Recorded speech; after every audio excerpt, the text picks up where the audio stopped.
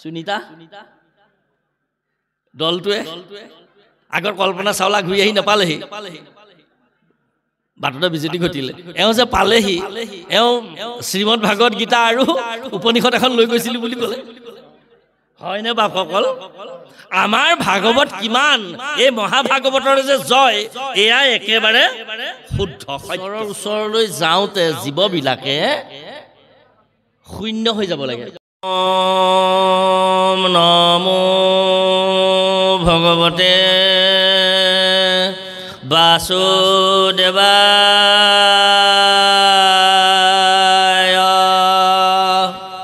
ওম নমো ভগৱতে বাসুদেবায় ওম নমো ভগৱতে বাসুদেবায় ওম নমো ভগৱতে বাসুদেবায়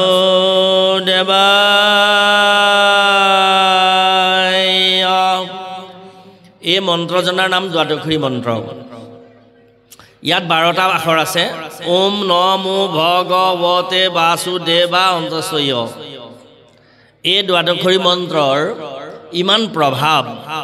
ইমান শক্তি এই মন্ত্ৰ যাৰা সমস্তে অৱগাহন কৰে তেৰা নিজে স্বয়ং হৰি হৈ যায় ঈশ্বৰ হৈ যায় এই মন্ত্ৰ আজি ভাগৱত য'ত পাঠ হৈ আছে 4th স্কন্ধত ধ্ৰুৱই এই মন্ত্ৰ অৱগাহন কৰি ধ্ৰুৱৰ আবিষ্ট সিদ্ধি হৈছে আৰু ধ্ৰুৱক এই মন্ত্ৰ দিছে দেৱৰ্ষি নাৰদে ইয়াকে কৃপা বোলে কৃপাটো এনেকুৱা কৃপাৰ ৰসটো এনেকুৱা আমাৰ মাধৱদেৱ মহাপুৰুষৰ বিৰচিত নামঘোষাত এজনা ঘোষা আছে তোমাৰ চৰণ সেৱাৰ গোবিন্দ নজানো একো উপায় জিমতে সেৱাত ৰহিব কৰোণা কৰিতে হৰি যোৱাই তোমাৰ চৰণ সেৱাৰ গোবিন্দ তোমাৰ চৰণত সেৱা কৰাৰ কথা হে গোবিন্দ মোৰ একো উপায় নাই মই একো নাজানো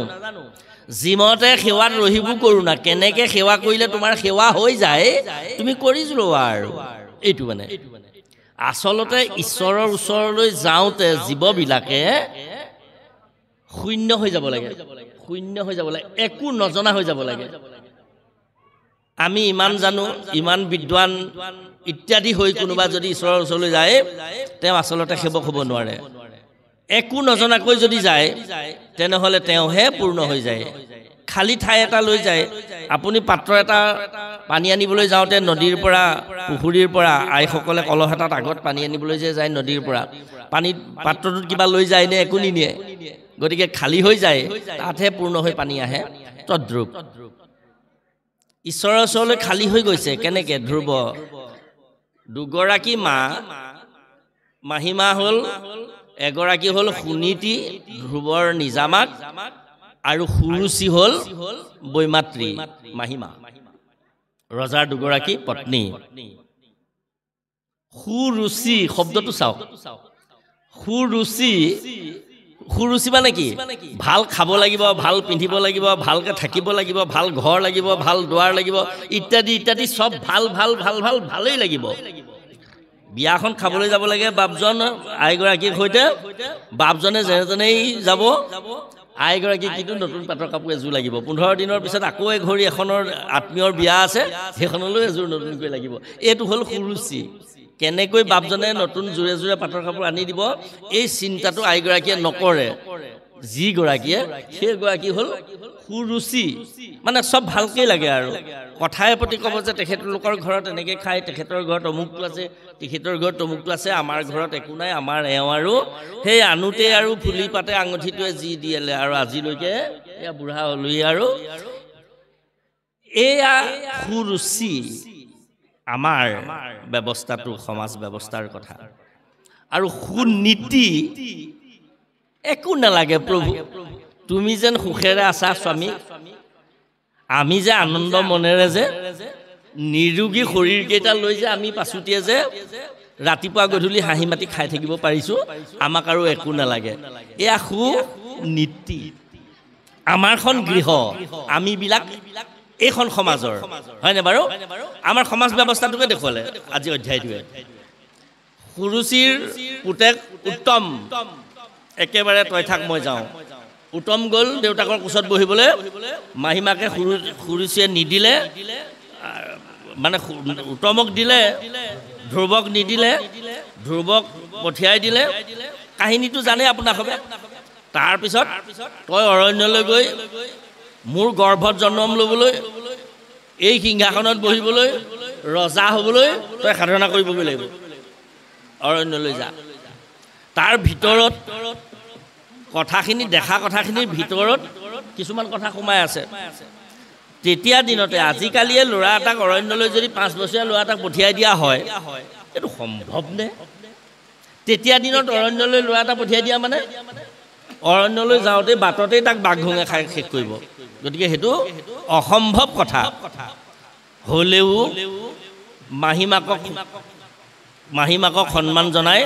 মাকক সুধিলে যে মা মোৰ মাহীমাই এনেকৈ ক'লে মই অৰণ্যলৈ যাবলৈ কৈছে ঈশ্বৰ সাধনা কৰিবৰ কাৰণে যাওঁনে মাহীমাকে নিজৰ মাকে কান্দি কাটি ক'লে যে বাছা যা ভাল কথা মাহীমায়ে কোৱাটো যদি সঁচাই হয় তয়ো পালন কৰিব পাৰ যা মই আশীৰ্বাদ কৰিছোঁ তোৰ মনোমনত সিদ্ধি হ'ব তোৰ মনোবাঞ্ছা পূৰ্ণ হ'ব গ'ল অৰণ্যলৈ গ'ল ধ্ৰুৱ কি কৰিবলৈ গ'ল ঈশ্বৰ সাধনা কৰিবলৈ গ'ল এতিয়া অৰণ্যলৈ যে ঈশ্বৰ সাধনা কৰিবলৈ গ'ল ঈশ্বৰ সাধনা কেনেকৈ কৰে ধ্ৰুৱই সেই সম্পৰ্কে মাকে শিকাইছিলে নে মাহীমাকে শিকালে নে কোনোবাই শিকালে ধ্ৰুৱই কিবা জানেনে ঈশ্বৰ সেৱা কেনেকৈ কৰিব লাগে একো নাজানে কিন্তু কেনেকৈ গৈছে শুদ্ধা হৈ গৈছে একো নাই একো নজনাকৈ ঈশ্বৰৰ ওচৰলৈ যদি যোৱা হয় দায়িত্বটো কাৰ ঈশ্বৰৰ নিজা প্ৰভুৱে নিজেই নাৰদক পঠিয়াই দিলে বা নিজে আহিল নাৰদো কোন প্ৰভুৱে ভৈলাহা নাৰদৰ সি নামে অৱতাৰ পঞ্চৰাত্ৰ নামে তন্ত্ৰ কৰিলা প্ৰচাৰ গতিকে নাৰদ মুনি নিজে ভগৱানৰ 24 অৱতাৰৰ অৱতাৰ নাৰদ নিজে আহি ধ্ৰুৱক সুধিলেহি অৰণ্যত বাছা কি নাম বোলে ধ্ৰুৱ দেউতাৰ নাম বোলে উত্তানপাত মা নাম বোলে সুনীতি কেলে অৰণ্যলৈ আহিছ কলৈ যাওঁ বোলে অৰণ্যত ঈশ্বৰ সাধনা কৰিবলৈ হৰি সাধনা কৰিবলৈ কেনেকৈ কৰিবি বোলে একো নাজানো উদ্দেশ্য সিংহাসনত বহোৱাৰ গোটেই কাহিনীটো ক'লে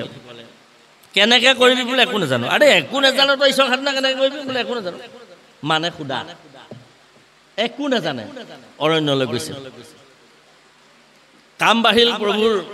নাৰদে ক'লে আহোন অলপ দূৰ নি ক'লে এই নৈখনৰ নাম সৰস্বতী এই ঠাইখনৰ নাম মধুবন ইয়াতে তই স্নান কৰ কোষ পাৰি বহ মানে বননিতে বহ মই এটা মন্ত্ৰ কওঁ সাৱধানেৰে শুন আৰু এই মন্ত্ৰটো অৱগাহন কৰি থাকিবি আৰু এক মন্ত্ৰ কহোঁ শুনা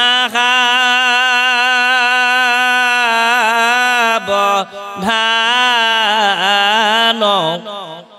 ও জাত পৰে মন্ত্ৰ আৰু নাই ত্ৰিভুৱন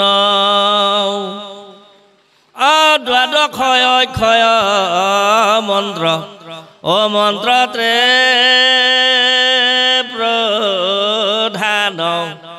ও জাক জানি হুৱে নৰ হৰিৰ সমান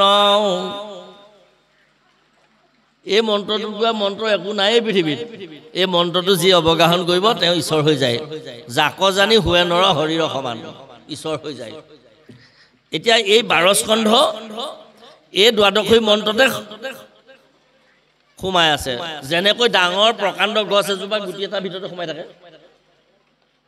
ইমান প্ৰকাণ্ড বৰগছজোপাৰ এটা গুটিৰ ভিতৰত থকা এটা সৰু গুটিতেই বেজি ফুটাটোৰে জোঙাটিয়ে ওলাই আনিব পৰা এটা গুটিৰ মাজতে সেই প্ৰকাণ্ড বৰগছজোপা সোমাই থকাৰ দৰে সোমাই আছে গোটেই 12 স্কন্ধ এই 12 স্কন্ধৰ দ্বাদশী মন্ত্ৰ হ'ল প্ৰথম ওম নমো ভগৱতে বাসুদেৱায় ইয়াৰ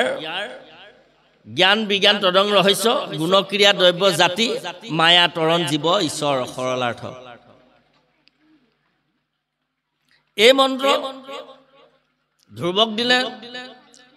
দেৱৰ্ষি নাৰদ গ'লগৈ ধ্ৰুৱয়ে মন্ত্ৰ সাধনা কৰাত লাগি গ'ল নদীত পিয়াহ লাগিলে জল খায়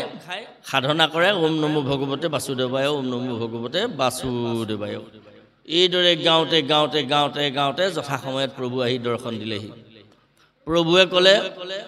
বৎস ধ্ৰুৱ তোৰ সাধনাত মই সন্তুষ্ট দেৱৰ্ষি নাৰদে যি মন্ত্ৰ দিলে সেই মন্ত্ৰৰ অৱগ্ৰহণৰ ফলশ্ৰুতি এয়া মই স্বয়ং শ্ৰীহৰি তই আখি খুলি মানে চকু মেলি মোক দৰ্শন কৰ আৰু আভিষ্ট ভিক্ষা কৰ ধ্ৰুৱয়ে চকু মুদি আছে ধ্ৰুৱয়ে ক'লে প্ৰভু যদি দেৱৰ্ষি নাৰদে দিয়া সেই মন্ত্ৰৰ অৱগাহনৰ ফলশ্ৰুতি তুমি আহি মোক দৰ্শন দিছা শ্ৰীহৰি পৰমাত্মা যোগেশ্বৰ অনাদি অনন্ত নিৰ্গুণ নিয়ন্তা হৰি শুদ্ধ কথা পাছে মই এই চকু দুটাৰে সৈতে মই তোমাক নাচাওঁ এই চকু দুটাৰ ওপৰত মোৰ বিশ্বাস নাই এই দুটা চকুৱে হয়তো তোমাক মই নেদেখিবও পাৰোঁ আৰু মই জ্ঞান দৃষ্টিৰে হৃদয়ত তোমাক চাব বিচাৰিছোঁ তুমি মোক হৃদয়ত দেখা দিয়া তাৰপিছত মই এই দুটা চকুৰে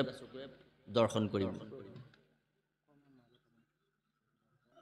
বতৰটি বৰ বেয়া হৈছে বাপান্ধ সমস্ত আহিম বুলিও আহিব পৰা নাই বহুতৰ ভয় হৈছে আদৰণি সমিতিয়েও বৰ প্ৰভুৰ চৰণত আভিষ্ট ভিক্ষা কৰিছে প্ৰভুৱে বতৰটো ভাল কৰি দিব লাগে আৰু এই স্থান মহাবৈকুণ্ঠলৈ পৰিণত হওক সমস্ত সাধু বৈষ্ণৱ আহিব পৰা কৰি দিয়ক প্ৰভুৰ চৰণত আমিও শৰণে পখি দণ্ডতে পৰি ধ্বজ বজ যুৱ পংকজ অংকুশপতলে সেৱা ভাগ সমৰ্পণ কৰিছোঁ আমিও সেৱা জনাইছোঁ অ হৰি অ ৰাম কৃষ্ণ তাৰপিছত এতিয়া কথা হ'ল ধ্ৰুৱয়ে যে ক'লে মই হৃদয়ত চাওঁ জ্ঞান চকুৰে ইমান ডাঙৰ কথাটো ধ্ৰুৱই কেনেকৈ গম পালে এইটো মন্ত্ৰৰ ফলত গম পালে ধ্ৰুৱকটো কোনো শিকোৱা নাছিল মই তোমাক জ্ঞান চকুৰে চাওঁ বুলি প্ৰভুৱে হৃদয়ত দৰ্শন দিলে হৃদয়ত সোমাই গ'ল হৃদয়ত দৰ্শন দিলে আৰু জ্ঞান চকুৰে ধ্ৰুৱই প্ৰভুক একেবাৰে ধ্বজ বজ যৱ পংকজ অংকুশ পঞ্চ চিহ্নৰ পৰা একেবাৰে প্ৰভুৱে ক্ষীৰে কিৰীটি উজ্জ্বল ময়ূৰ পুছ যেন চিক ছটাকৃত মাথা নীল আকঞ্চিত কেশ ধনুসম ভ্ৰুৱ প্ৰকাশে অলকা পান্তি কপালে লম্বিত গোটেই অৱয়ব হেঁপাহবোৰ গৈ দৰ্শন কৰিলে তাৰপিছত চকু মেলি চালে ভিতৰত যিটো ৰূপ দেখিছিলে বাহিৰত দেখিলে ধ্ৰুৱই দেখি প্ৰভুক সেৱা কৰিলে কিন্তু এই চকু দুটা যে আমাৰ বিষয় এই দুটা চকুৱে এতিয়াও প্ৰভু আমি দেখিবলগীয়াটো নেদেখোঁ নহয় নেদেখিবলগীয়াটোহে দেখোঁ কিবা বস্তু এটা দেখাৰ লগে লগে কথাখিনি ভাবি শেষ কৰি পেলাওঁ বিবেকে কথাটো আপোনালোকে ধৰিব পাৰিছেনে বাৰু এইটো মানে ধান খেতিয়ক মানুহ ধাননিৰ মাজে মাজে গৈ থাকোঁতে লোকৰ ধানৰ মুঠিকেইটা যদি এনেকৈ দাঙি চাওঁ চোৱালকেইটা ভাল লাগিছে কিন্তু মোৰ হ'লে এনেকুৱা নহ'ল আকৌ ইয়াত কেলকুলেটৰে চকুৰ দেখিছে সেইকাৰণে নাৰায়ণ চৰণে কৰোঁ গোহাৰি বুলি বৰগীত এজনাত শংকৰদেৱ মহাপুৰুষে লিখিছে নাৰায়ণ চৰণে কৰোঁ গোহাৰি বিষয় বিলাস পাশ চানি ইন্দ্ৰিয়মোহী উহিলিতে বাটুৱাৰী আমাৰ 6টা বাটুৱাৰী আছে মানে 6টা ডকাইত নাখা গন্ধ নাকটো 1 নম্বৰ ডকাইত নাখা গন্ধ মধুৰ ৰসৰ ৰসনা জিভাখন 2 নম্বৰ শ্ৰৱণে বিবিধ ধ্বনি দায়ে কাণ দুখন 3 নম্বৰ ডকাইত নয়নে ৰূপ 4 নম্বৰ ডকাইত নয়নে ৰূপ চকু দুটা নয়নে ৰূপ পৰশতস্য চাহে এই চেঁচানে গৰম চাল ছটা এইদৰে আমাৰ এই ডকাইতকেইটা যে দি দিছে এইকেইটা ডকাইত বুলিছে সেইকাৰণে এই চকুকেইটাই যেতিয়া প্ৰভুক দেখিলে দেখাৰ লগে লগে বিষয় প্ৰৱেশ কৰিলে আৰু প্ৰভুক দেখি তেওঁ কেলে আহিছিলোঁ মই কোন পাহৰি থাকিলে প্ৰভুৱে কপুলক মানে সোঁফালৰ গালৰ ওপৰ অংশটো কপুল বোলে ইয়াতে শংখটো লাহেকৈ লগাই দিলে আৰু শংখটো লগাই দিয়াৰ লগে লগে ধ্ৰুৱৰ পৰম জ্ঞান আহিল আৰু পৰম জ্ঞানী ধ্ৰুৱই এনেকৈ স্তুতি কৰিব লাগিল ধ্ৰুৱৰ স্তুতিত প্ৰভু সন্তুষ্ট হ'ল আৰু ধ্ৰুৱৰ স্তুতিত প্ৰভু সন্তুষ্ট হ'ল সন্তুষ্ট হোৱাই নহয় ধ্ৰুৱৰ মানে স্তুতিত প্ৰভুৱে আমনিও পাইছেগৈ আৰু পিছত ধ্ৰুৱক কৈছে যে ধ্ৰুৱ স্তুতি সাংগ কৰহ ধ্ৰুৱ স্তুতি শেষ কৰ এইটো কৰিবলগীয়া হৈছে বাৰু যে কি নহওক এইটো আমাৰ কৃপা আমি প্ৰভুৰ ওচৰলৈ যে আহিছোঁ আমি প্ৰভুৰ ওচৰত যে তেওঁৰ কৃপা পাব লাগে এই আভিষ্ট ভাগৰ প্ৰতি আমি সকলো ধাবিত হ'ব লাগে কিন্তু কৃপাৰ পাত্ৰ হ'বলৈ যাওঁতে প্ৰভুৰ কৃপাৰ পাত্ৰ হ'বলৈ যাওঁতে আমি পাত্ৰভাগ তেনেকুৱা হ'ম নে নহ'ম এই ছত্ৰপতি শিৱাজী এদিন তেওঁ গুৰু ৰামদাসৰ আচাৰ্যৰ ঘৰত গ'ল ৰামদাস আচাৰ্যই বৰ দুখ মনেৰে বহি আছে আচাৰ্যৰ মুখৰ মলিনতা দেখি ছত্ৰপতি শিৱাজীয়ে সেৱা জনাই চৰণত শিৰ থৈ ক'লে যে গুৰুদেৱ আনদিনা আপুনি যিমান হাঁহি মাতি ধুনীয়াকৈ থাকে আজি দেখোন আপোনাৰ মুখত হাঁহি নাই আপোনাৰ দুখ কি বোলে মই কৈ কি লাভ হ'ব শিৱাজী মই একো নকওঁ তোমাক বোলে কিয় মোৰ যিটো দুখ এই দুখটো কৰিবৰ কাৰণে এই 14 ভুৱনত কোনো নোলাব আৰু মোৰ একমাত্ৰ ল'ৰাটোৰ এটা অসুখ মোৰ ল'ৰাটোক ভাল কৰিবৰ কাৰণে ৰাজবৈদ্য ধনন্তৰীয়ে এটা দৰৱ দিছে এই দৰৱটোৰ লগত এটা পথ্য মিছলাব লাগে পথ্যটো পাবলৈ নাই দুৰ্লভ শিৱাজীয়ে বোলে গুৰুদেৱ আপুনি মোৰ গুৰু যদি হয় ময়ো যদি আপোনাৰ শিষ্য হওঁ তেনেহ'লে মই স্বৰ্গ মৰ্ত্য পাতাল ত্ৰিভুৱনলৈ যাম কালি পৰহি কিতাপৰ কথা এইটো মই আপোনাক আনি দিম কি লাগে কওক যদি নহয় ইচ্ছা কৰিলে আপোনাৰ সন্মুখত মই শিৰচ্ছেদ কৰিম যদি মই নোৱাৰোঁ আপোনাৰ উদ্দেশ্য সিদ্ধি কৰিবৰ কাৰণে গুৰুটো কঁপি উঠিল যে তুমি ইমান ডাঙৰ অংগীকাৰ কৰিলা ঠিক আছে শুনিব বিচাৰিছা যেতিয়া কোৱা শুনা মোৰ ল'ৰাটো অসুস্থ একমাত্ৰ ল'ৰাটোক ভাল কৰিবৰ কাৰণে কিছু ঔষধৰ প্ৰয়োজন ঔষধখিনি বৈদ্য ধনন্তৰীয়ে গোটালে কিন্তু তাৰ লগত এটা পথ্য মিশ্ৰিত কৰি খাব লাগিব বোলে পথ্যভাগ কি সিংহিনীৰ গাখীৰ মানে সিংহৰ গাখীৰ মাইকী সিংহ মানে সিংহিনীৰ গাখীৰ গুৰুদেৱ কোনো কথা নাই হ'ব মই যত্ন কৰি চাওঁ নহ'লে মই আত্মত্যাগ কৰিম কি আছে সেৱা কৰি যাব লৈছে তেওঁ সেৱা কৰি যাবলৈ লৈছে গুৰুদেৱে ক'লে শিৱাজী তুমি সিংহৰ গাখীৰ আনিবলৈ গৈছা সিংহিনীৰ গাখীৰ আনিবলৈ গৈছা তুমি এটা কথা জানানে সিংহিনীৰ গাখীৰ কেনেকুৱা পাত্ৰত থ'ব লাগিব বোলে নাজানো তুমি নিভাজ সুবৰ্ণ ভিংগাৰ লৈ যাব লাগিব সোণৰ পাত্ৰ তৈয়াৰ কৰি লৈ যাব লাগিব নিভাজ সোণৰ তাতহে সিংহী গাখীৰ থাকিব নহ'লে নহ'ব হ'ব আৰু সেইমতে নিভাজ সোণেৰে এটা ভিংগাৰ তৈয়াৰ কৰি সেই পাত্ৰলৈ শিৱাজী অৰণ্যলৈ যাত্ৰা কৰিলে ঘোঁৰাত উঠি হাতত খাৰে ভৰিত খাৰে অস্ত্ৰ শস্ত্ৰ লৈ তেওঁ গৈ আছে সিংহৰ অন্বেষণ কৰি গৈ দেখিলে অৰণ্যৰ মাজত এডোখৰ মুকলি ঠাইত এজনী সিংহীয়ে 3টা পোৱালীক গাখীৰ খুৱাই আছে ছত্ৰপতি শিৱাজী তাতে নামিল অস্ত্ৰ শস্ত্ৰ চব থলে তেওঁ 3 বস্ত্ৰ হ'ল আপোনাৰ খবৰ দৰে 3 বস্ত্ৰ হৈ 3 বস্ত্ৰ একেবাৰে যুগে চলি আহিছে বাপসকল যদি সময় হয় সুবিধা হয় আলোচনা কৰি যাম বাৰু অকণমান এই যে 3 বস্ত্ৰ হ'ল ঘোঁৰাটো বান্ধিলে ভিংগাৰটো জিমৰ পৰা খুলি ল'লে বটাম খুলি জিমৰ পৰা ভিংগাৰটো হাতত ল'লে হাতত ভিংগাৰ লৈ ছত্ৰপতি শিৱাজী কি অলপ দূৰ সিংহীজনীৰ ওচৰলৈ গৈ আঁঠুকাৰি সেৱা কৰিলে যে মাতে মই তোমাৰ 4 নম্বৰ ল'ৰাটো আহিছোঁ পুত্ৰ আহিছোঁ মই গুৰু বাক্য ৰক্ষা কৰিবৰ কাৰণে গুৰুৰ কৃপা লাভৰ কাৰণে গুৰুৰ আভিষ্ট সিদ্ধিৰ কাৰণে মই আহিছোঁ মোক অকণমান তুমি তোমাৰ দুগ্ধ দিব লাগে আৰু যদি তুমি নিদিয়া মোক এই মাত্ৰ তুমি ভক্ষণো কৰিব পাৰা তাতো আপত্তি নাই কিন্তু ভক্ষণ কৰিলে তুমি তোমাৰ চতুৰ্থ পুত্ৰটো খাবা তাকে যি কৰা কৰা আৰু এই বুলি সেৱা কৰিলে সেৱা কৰি চকু মেলি চাইছে সিংহজনীয়ে একদম ভয়ানক ৰূপ ধাৰণ কৰিছে পোৱালীকেইটায়ো শিৱাজীলৈ একদম ভয়ানক ৰূপেৰে চাইছে আৰু মাকে খেদি গ'লে সিহঁতিও আহিব যেতিয়া শিৱাজী আঁঠু কাঢ়ি মূৰ তুলিলে সিংহজনী আগৰ দৰে শুই দিলে পোৱালীকেইটাই মাকৰ পিয়াহ খাব লাগিল আৰু এওঁ ওচৰলৈ চাপি গৈ দুগ্ধ খীৰাই ভিংগাৰটোৰ পাতৰ মুখাখন বন্ধ কৰি সিংহীৰ ভৰিত ধৰি সেৱা জনাই বস্ত্ৰ পিন্ধি আহি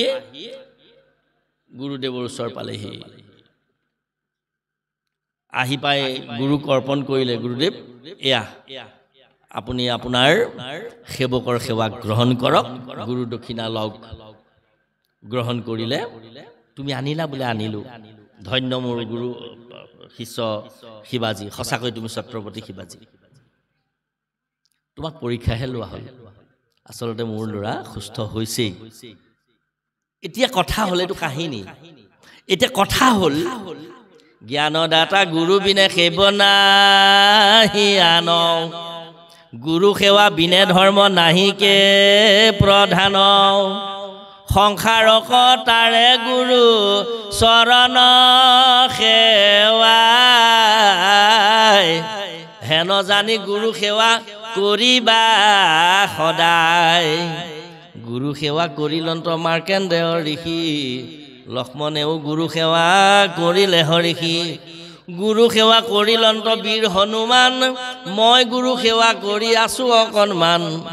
গুৰু সেৱা কৰি মই জীৱা সত্য পালো সবাহাকে আনি ঘোষা শাস্ত্ৰ নিবন্ধিলো হৃদিচৰ উপদেশে জীৱা সত্য পালো সবাহাকে আনি ঘোষা শাস্ত্ৰ নিবন্ধিলো সমস্ত শাস্ত্ৰক চাই জীৱা সত্য পালো সবাহাকে আনি ঘোষা শাস্ত্ৰ নিবন্ধিলো এই কথাখিনি নাম মালিকা নামৰ গ্ৰন্থত মহাপুৰুষ মাধৱদেৱে উল্লেখ কৰিছে যে জ্ঞানদাতা গুৰু বিনে সেৱ নাহি আন গুৰু সেৱা বিনে ধৰ্ম নাহিকে প্ৰধান সংসাৰক তাৰে গুৰু চৰণ সেৱাই হেন জানি গুৰু সেৱা কৰিবা সদায় আপোনাক সব আমাক সদায় কৈছে যে গুৰু সেৱা কৰিব কেনেকে ছত্ৰপতি শিৱাজীয়ে যেনেকে কৰিছে দেখিছেনে তেনেকে গুৰু সেৱা কৰিলন্ত মাৰ্কেন্দ্ৰেয় ঋষি লক্ষণেও গুৰু সেৱা কৰিলা হৰিষি মাৰ্কেন্দ্ৰেয় ঋষিয়ে গুৰু সেৱা কৰিছিলে মাৰ্কেন্দ্ৰেয় ঋষিয়ে কেনেকে গুৰু সেৱা কৰিলে এটা কাহিনীটো ক'লে অলপ দীঘলীয়া হয় মই চমু কৰিব নাজানো মাৰ্কেন্দ্ৰেয় ঋষিয়ে গুৰু সেৱা কৰিলে 1 নম্বৰ 2 নম্বৰ গুৰু সেৱা কৰিলে লক্ষ্মণে নিজৰ বিবাহিতা ভাৰ্যাক এৰি থৈ 14 বছৰ বনলৈ ৰাম সেৱা কৰিবৰ কাৰণে ঈশ্বৰ সেৱা কৰিবৰ কাৰণে গুচি গ'ল লক্ষ্মণেও গুৰু সেৱা কৰিলা হৰিষি গুৰু সেৱা কৰিলন্ত বীৰ হনুমানে গুৰু সেৱা কৰিলে বুকু ফালি প্ৰভুক দেখুৱাই দিলে হৃদয়তে প্ৰভু আৰু আই সমন্বিতে আছে হয়নে বাৰু গুৰু সেৱা কৰিলন্ত বীৰ হনুমান মই গুৰু সেৱা কৰি আছো অকণমান মই হনুমানৰ গুৰু সেৱা সম্বন্ধে অকণমান কৈ যাওঁ জানিবলগীয়া কথা আইমাসকলৰ আছে আমাৰ যে এই ল'ৰাবিলাকে মাক দেউতাকৰ কথাটো শুনে ল'ৰাটোৰ গাত কিমান শক্তি আছে সামৰ্থ্য আছে ল'ৰাটোও বুজি নাপায় মাকেও বুজি নাপায় আমাৰ মাতৃসকলে ল'ৰাবিলাকক নিজৰ পুতেকহঁতক বৰ জোখতকৈ বেছি স্নেহ কৰি ল'ৰাবিলাকক মৰমেৰে মৰম কৰোঁতে স্নেহেৰে আৱৰি ৰাখোঁতে ল'ৰাবিলাকক ক'লেও নপঠিয়ালে একো ডাঙৰ কাম কৰিব আমাৰ ই নোৱাৰিব বুলি দেউতাককো কয় ইত্যাদিৰ ফলত আমাৰ ল'ৰাবিলাক মানে উৎসাহী উদ্যমী ইত্যাদি হ'ব পৰাবিলাকৰ পৰা বঞ্চিত হৈছে হনুমান ইমান শক্তিশালী কথাখিনি ভুলকে নল'ব আপোনালোকে বিবেচনা কৰি চাৰং তাতো গাইজ মোপাই চব ফলগু ৰাজহাঁহে পানীয়ে গাখীৰ একেটা বাতিতে পায় তাৰ পৰা গাখীৰখিনি খাই পানীখিনি এৰি থৈ আহে আমি কোৱা কথাখিনিৰ সাৰাংশটোহে গ্ৰহণ কৰিব গোটেইবিলাক গ্ৰহণ নকৰিব হনুমান ইমান শক্তিশালী যদিও হনুমানৰ বিশ্বাস নাই যেতিয়া ৰামৰ লগত মিত্ৰতা হ'ল ৰামৰ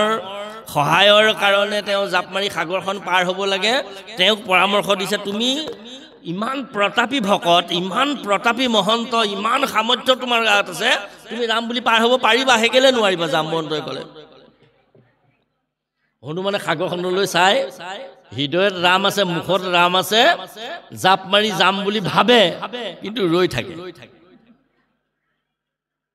কি কৰোঁ কি মেলো, খুব বিপদত পৰিলে আমাৰ ল'ৰাহঁতে যেনেকৈ মাকৰ ওচৰলৈ যায়, গ'ল নহয় অঞ্জনাৰ ওচৰলৈ হনুমান, মাকৰ ওচৰলৈ গ'ল। মাকে এনেকুৱা এটা চৰ মাৰিলে, কেইবা পাকো ঘূৰি ঠাচকৈ পৰিলে। চাচোন এইফাললৈ, এই বুলি কৈ বাওঁ হাতেৰে নিজৰ বুকুৰ স্তনত চেপা এটা মাৰি অলপ স্তন উলিয়াই লৈ এনেকৈ মাৰি পঠিয়াই দিলে। একদম হিমালয়ৰ এটা পৰ্বতৰ শৃংগত পৰিলে। দুগ্ধখিনিয়ে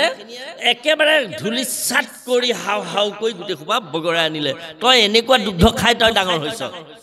যা। আৰু হনুমানে মাকৰ সেই দুগ্ধ খাই মই ডাঙৰ হৈছিলোঁ বুলি, মোৰ ইমান শক্তিশালী বুলি ভাবি জয় শ্ৰীৰাম বুলি পাৰ হৈ গুচি গ'ল, ইত্যাদি ইত্যাদি। এতিয়া আমি মাকবিলাকে, মোৰ ল'ৰাটো নোৱাৰিব, আপুনি কেলৈ ইমান হেঁচি ঢেঁচি থাকে, হ'ব আমাৰ দুটা দন আছে নহয়, হ'ব আমাৰ ল'ৰাই তালৈ নগ'লেও হ'ব। কিন্তু আমাৰ এই স্নেহটোৱে আমাৰ যুৱ চামটোক কিন্তু নষ্ট কৰিছে। মাতৃসকলৰ এই মৰমখিনিয়ে, আপোনালোকৰ ইয়াত নাই হোৱা যদি ভাল কথা, খিনি গ্ৰহণ কৰিব নালাগে। কিন্তু মাকসকলৰ এটা দায়িত্ব, প্ৰতিগৰাকী মাতৃৰ দায়িত্ব, যা তই পাৰিবিয়ে। আপোনালোকে যদি নৱোদয়লৈ কোনোবা ল'ৰাই এইখিনিত পঠিয়াইছে, মই মাজতে কৈছোঁ, মই শিক্ষকৰ কাৰণে কৈছোঁ, নৱোদয়লৈ যদি কোনোবা মাতৃয়ে ল'ৰা ছোৱালী পঠিয়াইছে, নাই পঠিয়াই যদি নাই, যদি পঠিয়াইছে পঠিয়াব। এইকাৰণে সিহঁতি মানে একেবাৰে কাপোৰ ধোৱাৰ পৰা, নিজৰ আণ্ডাৰৱেৰটো ধোৱাৰ পৰা, গেঞ্জিৰ পৰা প্ৰমুখ কৰি চুলি কটাকে আদি কৰি চব দায়িত্ব সিহঁতি ল'ব। ক্লাছ 6ৰ পৰা আপোনাৰ 12লৈকে। তাৰপিছত সি সেই উৰি গুচি যাব। আৰু যেনেকৈ সেই এৰোপ্লেনখনে কি কৰে দেখিছে নাই, এৰোপ্লেনখন এনেকৈ যাব, এৰোপ্লেনখনৰ গাত সেইদৰে যাব পৰাকৈ ইঞ্জিনটো তৈয়াৰ কৰিছে, সেইটো বিজ্ঞান। কিন্তু সেই বিজ্ঞানটো লগাবলৈ হ'লে নিজৰ, আমাৰ যে সাজ ভাগৱতৰ যে আছে পদজনা, ভোগৰ কাৰণে বস্তু আৰ কৰি